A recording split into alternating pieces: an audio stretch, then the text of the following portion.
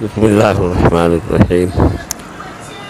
میں یہ بتا رہا تھا کہ ایک وظیفہ ہے، وہ سے بہت زیادہ تائید کیا ہوا، تصدیق کیا ہوا ہے اور پہلے کے لوگوں کا آزمایا ہوا ہے۔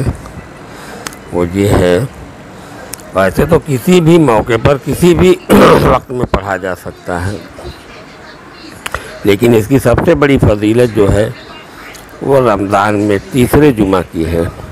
اگر اللہ تبارک تعالیٰ حیات تندرستی دے اور تیسرا جمعہ ملے، جیسے کل مل رہا ہے، جمعہ کے دن پورے دن میں کبھی بھی اس وظیفے کو کیا جائے، اللہ سے دعا کی جائے، اللہ تعالیٰ بڑے سے بڑے مرض کو ٹال دیتے ہیں انسان کے جسم سے، ٹھیک ہے۔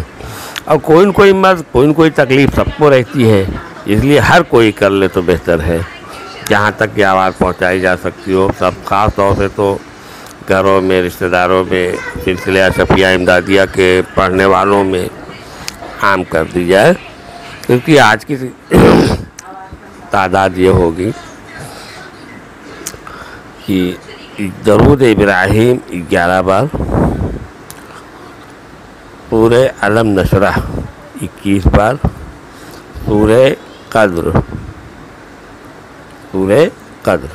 انا انزلناہ فی لیلۃ القدر وما ادراک ما لیلۃ القدر، یہ دونوں صورتیں 21 بار پڑھی جائیں، اور پھر درود ابراہیم 11 بار، یعنی اول آخر درود ابراہیمی 11 بار ہو گیا، اور 21 بار سورہ قدر اور سورہ علم نشرح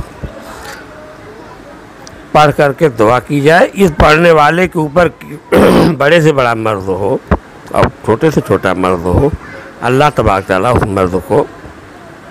مرض سے نجات دے دیتے ہیں۔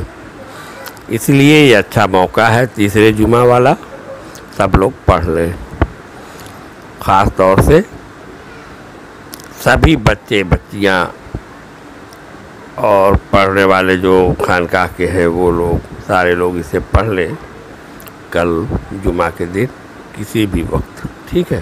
اللہ حافظ۔